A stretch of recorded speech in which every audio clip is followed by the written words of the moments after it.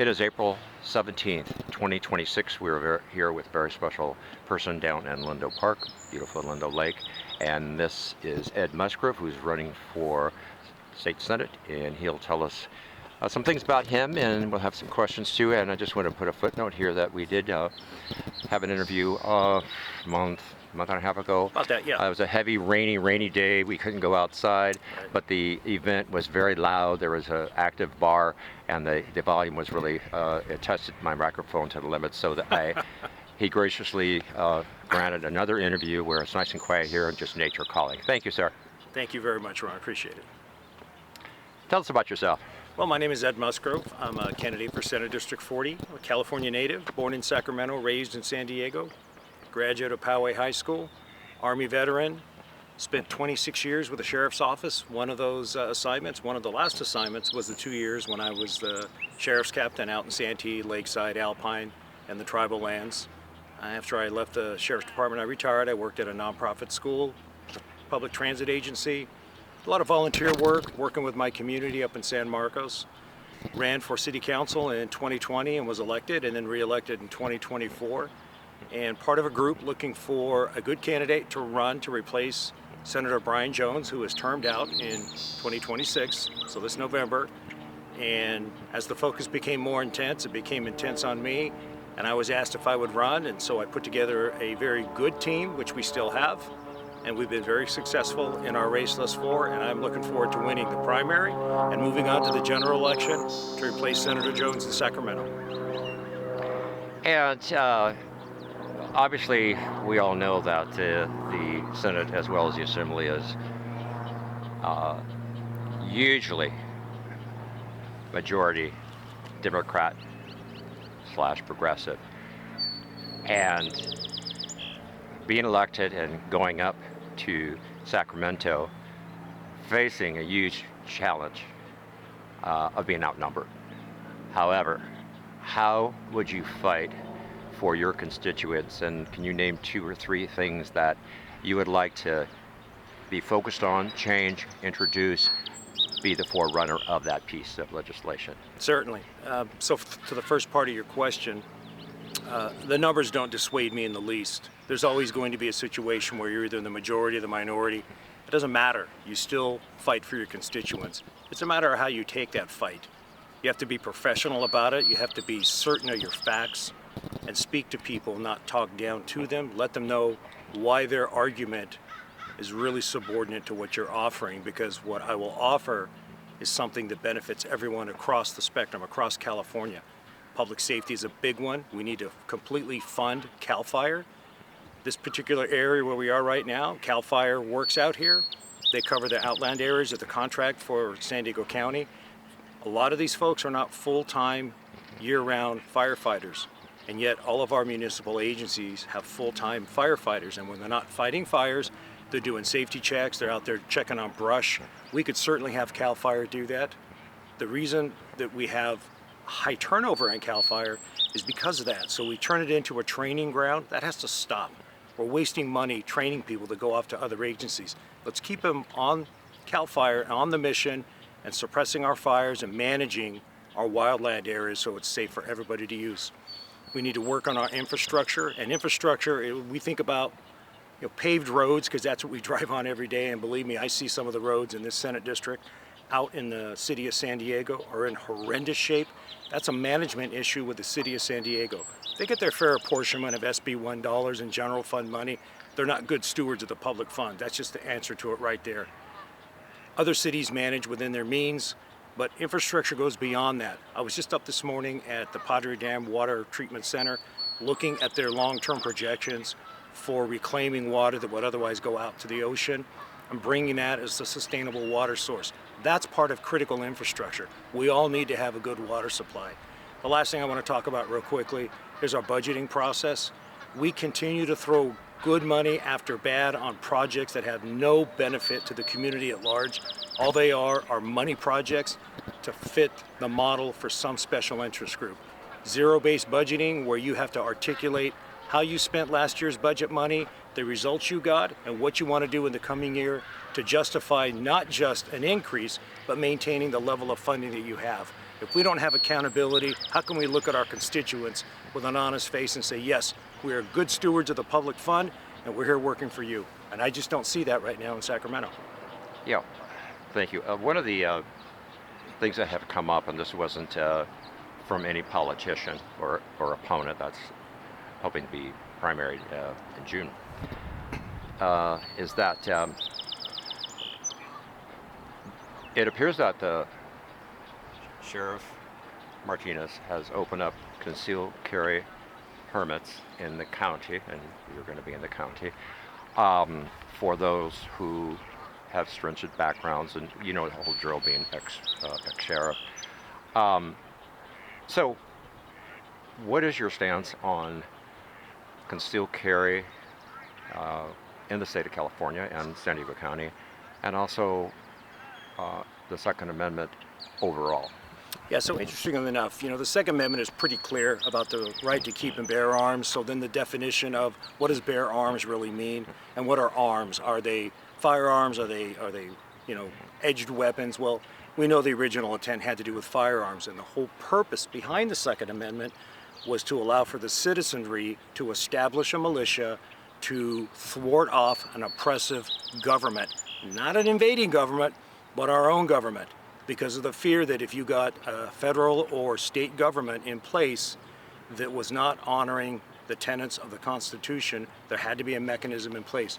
Not civil war, not anarchy, but a measure to say, look, we are going to stand for our rights. You're there to represent us and to protect us. That's your primary mission. Now with the CCWs in San Diego County, there are certain conditions, and I think we all know what they are, but inherently every citizen has a right to defend themselves. I support the Second Amendment.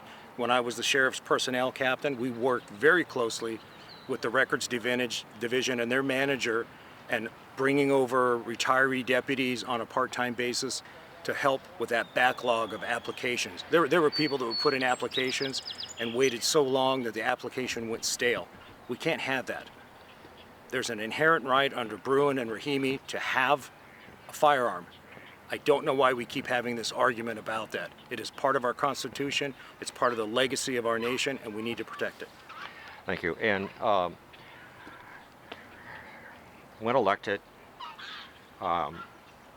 it's going to be a big job. And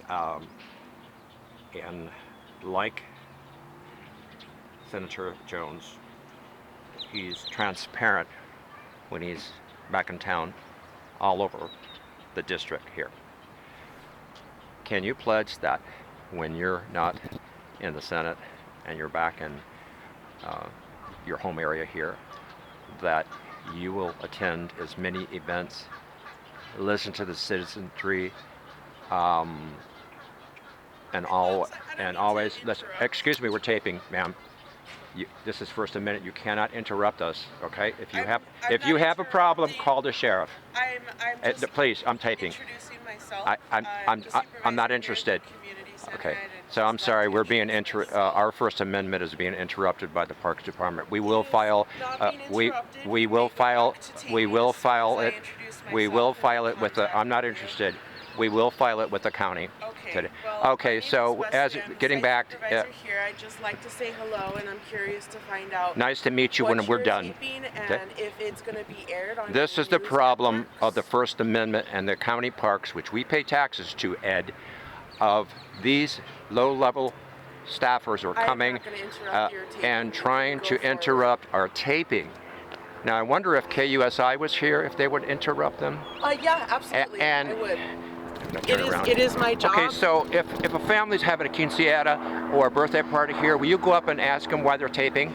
Yes or no? I am yes or no? merely trying to find out. Okay, so she's not going to answer that because the answer is no. You are here. Okay, Ed, do you have any comment about this? Yeah, this is a public park, and it's open to the public for the public use as long as we're not disturbing or interfering Or committing with any anyone laws. else. No, Exactly. and I'm not stopping this from happening. Yeah, but every time you talk, you're interfering with the recording. I'm just curious as to what we are taping. If you want to go back, we'll let you know when we're finished. Ma'am, we're going to file a report with Supervisor It's an operational Anderson. standard to I'm going to call it communicate this to my Supervisor executive, Anderson. so that's the only reason I'm here. I'm just And trying this to is get what some we went information. through a couple of months ago, and of interruption. This is more intense. I'm sorry, Ed, that Yeah. you were. So this is I'm not going interesting. to edit this So out because let's- this is exactly what we're fighting for, the First Amendment, right? Let's go back to the First Amendment. Yes, the right to free speech, the right to associate and to be in a public area and express your opinions and thoughts, as long as you're not interfering with other people Right. or creating a situation that could be considered riotous or chaotic. That's all we're doing. We're just having a conversation, and we just happen to be recording it. And so when somebody comes up and says, I'm not here to interfere, when they know we're recording, they're interfering. And when we tell them, you are interfering, no, I'm not. I'm here to introduce myself.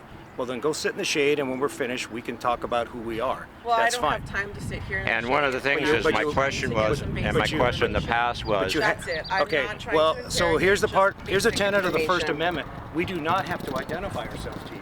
Okay, and that is your right, absolutely. And I'm Can just we here, finish, please? I'm following my department's orders. I'm just trying to get some information. I'm not trying to stop what's happening here. Would you do me a favor? Would you call the sheriff and have him send a deputy out here? yeah. You can call if you'd like. Well, then can you let us finish without being interrupted? You're gonna call the sheriff's Why don't you call the sheriff? on myself No. for you? 'Cause you have Well, an our issue First with- Amendment is have an being- issue No, with what we're it's not. doing. I don't have Then any let us issue finish with and then you. we'll talk to you. I'm curious. You're I'd like to dragging introduce. this out unnecessarily. Okay. Well, this is my job to make contact with people interfere. that are videotaping or recording on county property. Have you checked anywhere else to see if anyone else is recording on county property? You are right here behind the community center, So we're and I convenient? see you on camera, Okay. so that's why I have to come and make contact You with understand you. that's a violation of our rights. To make interfering- contact You're with interfering you. with our rights to You engage can go publicly on. in speech. As soon as I leave, Then leave. I'm just trying to get some basic Okay. information. We'll let you leave. Go ahead and finish your time and then leave. Okay. All Thank right. you. Thank you. you for being so compassionate. Thank you. You know, it was really interesting for the viewers because when I met up with Ed again a little while ago when he was coming out of his car, I kind of briefed him. I said, you know, the last time I filmed here, which is a public park, which I pay taxes to and you pay taxes to, it's a county facility. We're not recording children or anything like that. We're not breaking the law. And so I let him know that, hey, you know, last time we had an experience where a person tried to interrupt and gather information in front of the content we were being filmed. And this is great we have this on film because I'm going to be sending this to county supervisor and the Parks Department. And then Ed, you can definitely use this for your whatever, if I give you permission. So we were approached at that time. I was filming a lady who's a prominent activist all over the county and further. And we were approached and interrupted. They finally went away. I was really surprised this time that she wouldn't just shut down. I don't like any confrontation when I'm filming, but she wouldn't just shut down and wait till I'm done. Now I have no obligation to identify myself now, and I will not. My conversation is over with her because she knew we were filming, and I asked her questions which she didn't answer.